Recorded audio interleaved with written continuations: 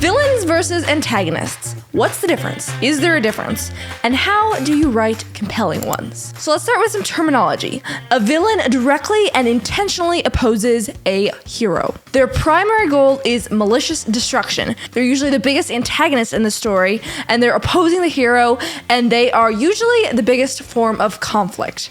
Now, what is an antagonist? An antagonist is an obstacle, something that prevents the hero from achieving their goal and reaching what they're trying to achieve. An antagonist doesn't necessarily have to be a living, breathing being. The antagonist could also be things like the elements or weather. So if a hero is stranded on an island and they're all alone and there's no big bad guy trying to track them down, then what is the bad guy in the story, the antagonist? What is antagonizing your main character? It could be like wild animals stealing all the food he has left, the rain making his life miserable, all sorts of different things like weather and the elements that can really contribute to antagonizing your character, and see how that is really driving the plot and making it very difficult for your character to achieve their goal, which would probably be getting off the island.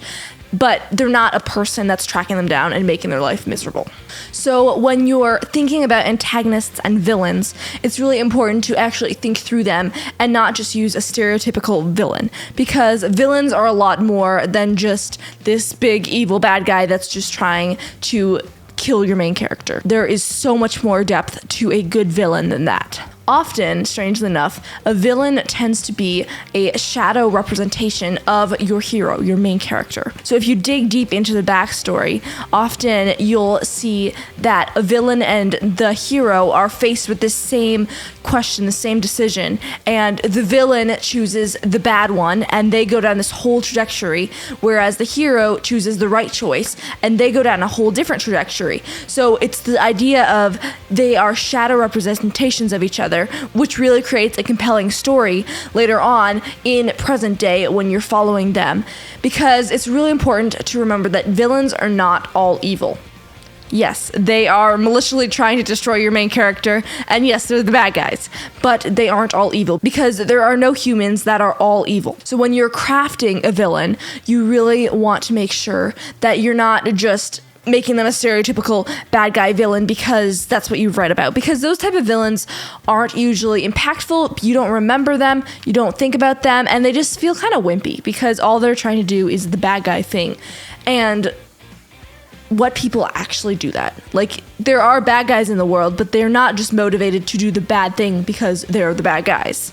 So you really want to make sure to give opportunities of empathy for your villains and darkness inside your heroes, because, and when you think about it, oftentimes the villain thinks of themselves as the hero in their own way. So if you change the roles around and you focus the story on the villain has its own goal and he is trying to accomplish something as well. So the villain is the hero of his own story.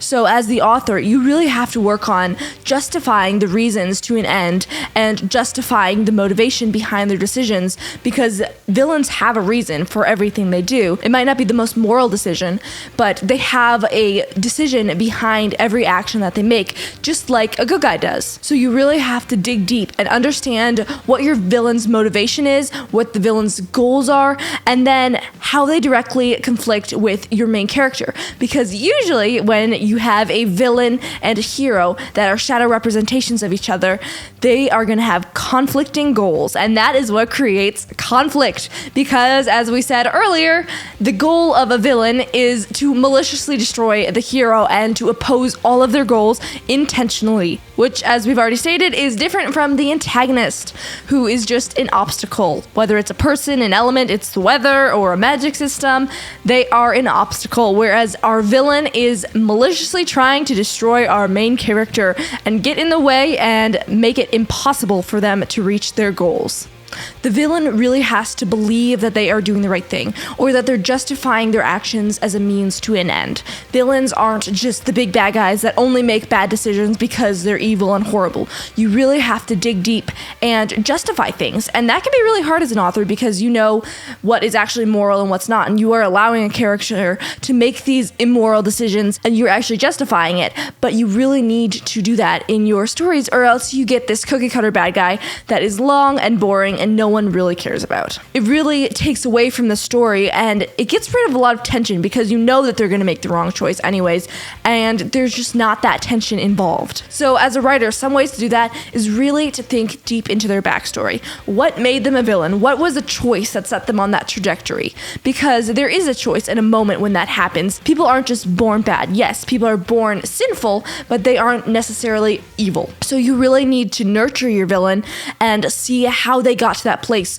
where they were corrupted and became this evil bad guy. And even in that, you're gonna see that your villain has motivation, and they're not necessarily all evil. Like maybe they have a soft spot, and as an author, you get to choose what that is. So maybe it's a soft spot for certain types of people. Maybe they had a brother when they were a child, and a lot of their hurt and their trauma stemmed from the fact that this brother who was disabled or something was killed or taken away from them ruthlessly. And so that is where all that pent-up anger comes from. So as they're going about their life, they have this soft spot in their heart for the people that are like their brother who had disabilities, or they have a soft spot for children or elderly. Like, you can brainstorm and think of something, but it's really good to give your villains a moment where they are good people, quote unquote, because when they're always just evil and they always make the bad choices and they're always immoral and horrible. And obviously it's really important to show the difference between good and evil, because there is a difference, and it should not be a gray line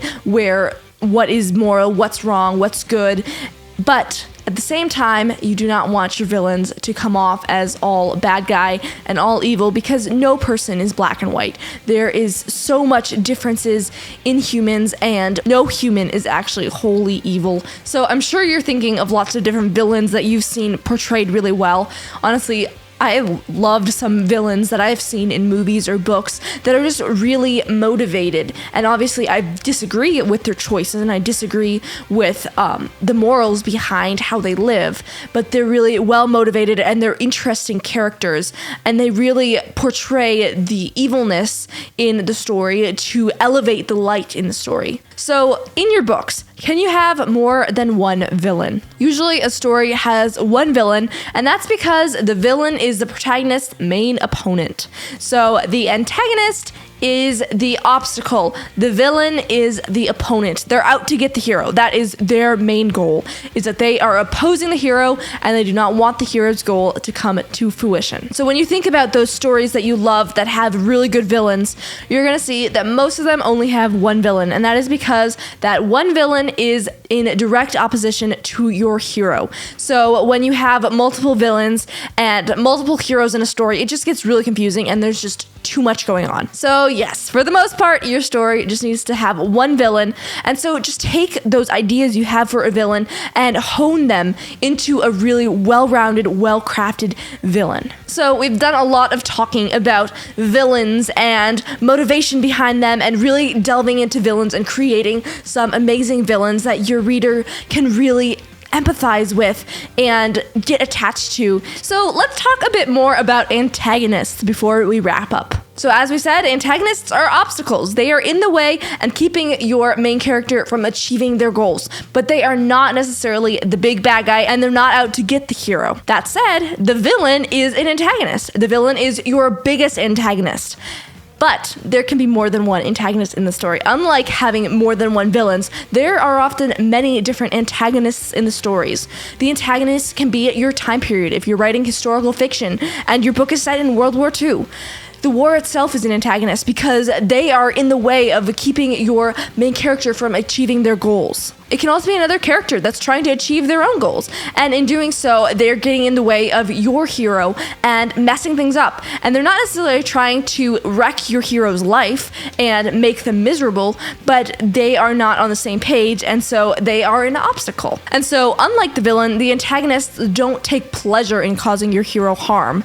They just happen to have desires that conflict with your hero's goals. And so, many antagonists are really interesting characters because they're not necessarily bad guys. guys, they just get in the way and mess things up. And often you can really use deep character development and really grow these characters and change them into really interesting characters by developing them. And maybe they start off as an antagonist and they're messing things up for your character, but by the end, they are close friends. And sure, they could be causing problems and be problematic throughout the story, but they are not necessarily trying to wreck your character's life. So some examples of that could be a strict parent that is keeping the hero from getting what they want. Another example would be a coworker or a friend or a colleague who is refusing to cooperate and refusing to come along and doing what the hero wants them to do. It can also be an incompetent ally who is trying to make things better, but makes things worse and just makes the situation super messy. And those can be hilarious. So if you have one of those in your story, please keep them and use them for comedy, because those are sometimes some of the best characters. I can think of a few right off my head that I just love. And they're awesome because they are making things worse for your character and making it harder, but they're also adding some humor into the story, and they're just really interesting characters to begin with. And then finally, a villain is also an example of an antagonist, because yes, your villain is your biggest antagonist, because the villain is an obstacle. They're a lot more than an obstacle, but they also fall under the category of antagonists. So in recap, a villain and an antagonist are different things, though they do kind of overlap a little bit, and it's really important to make your villains multi-layered so that they're interesting and they're not just cookie-cutter bad guys. An antagonist is an obstacle, a villain is out to get your main character, and that is what they are trying to accomplish, and that is their goal. So that is the difference between antagonists and villains. I hope you learned something, and I hope that you're able to use some of these resources to delve into your villains and your bad guys and just make them so much more layered and so much more interesting, so that when you do have readers and you're crafting these books, your readers don't feel like your bad guys are cookie cutter and boring. So that is all for today. I really hope that you enjoyed these tips and that you'll be able to incorporate them into your stories. If you can think of any villains that you just love, drop in the comments what you love about them, because usually why you love those villains is because of how many layers they are and how in-depth the author went into delving into their personality and their backstory and their trauma and everything that goes into them being a character. So if you can think of one of those characters, drop it in the comments, and I'd love to continue this discussion and hear what you think is super important in your villains and antagonists. And if you enjoyed this video and you want to follow along for more content in the future, please consider subscribing and following along on this writing journey of mine. All right, I hope you enjoyed this video, and I can't wait to see you next week. Good question. You didn't ask, but I'm telling you. Hello. That was unprecedented. Okay.